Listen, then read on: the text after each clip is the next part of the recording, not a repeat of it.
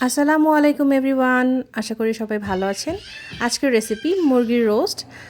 তার জন্য প্রথমে আমি নিয়ে নিচ্ছি প্যানে পরিমাণ মতো তেল এবং আলাদা করে আমি হলুদ এবং লবণ দিয়ে মুরগির মাংসগুলো মেখে রেখেছিলাম। সেগুলোকে আমি এই তেলে হালকা বাদামি করে ভেজে নেব। সেজন্য আমি আমার ফার্স্ট ব্যাচের চিকেনগুলো দিয়ে দিলাম এবং এগুলোকে এপিট উপিট করে বাদামি করে ভেজে নেব। এবং এগুলোকে বাদামি করে ভেজে আমি একটা প্লেটে আলাদা করে উঠিয়ে রেখে দিব।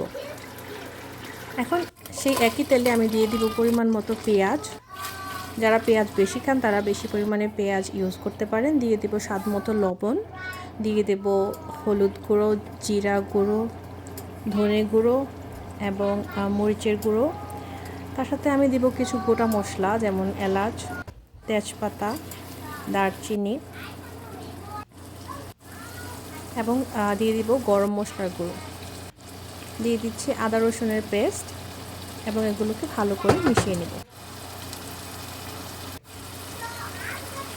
এখন আমি দিচ্ছি পাপরিকা পাউডার। আমি মোটামুটি সব রান্নাতেই এটা ইউজ করে থাকি, আপনারা জানেন, যাতে রান্নার কালারটা ভালো আসে।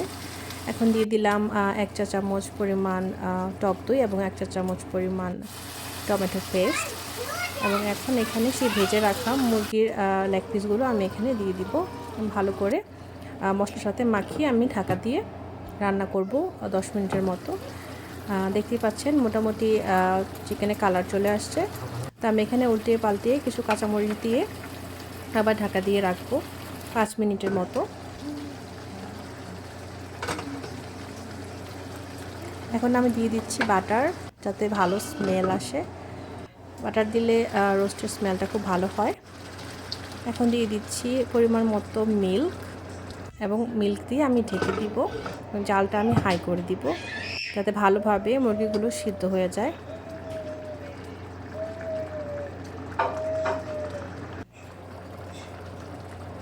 আমার চিকেন রোস্ট অলমোস্ট হয়ে গিয়েছে। আমি নামানোর আগে কিছু পেঁয়াজ বেরেস্তা ইউজ করব। পেঁয়াজ বেরেস্তা ইউজ করলে ভালো টেস্ট হয় এবং দেখতেও খুব সুন্দর দেখা যায়। এই পেঁয়াজ বেরেস্তা দেওয়ার পরে আমি আরও 1-2 মিনিট ঢাকা দিয়ে রাখবো। বাট আমার চিকেন রোস্ট রান্না কিন্তু রেডি। সো এই হচ্ছে আমার রান্নার ফাইনাল লুক।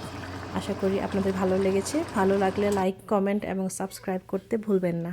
আল্লাহ হাফেজ।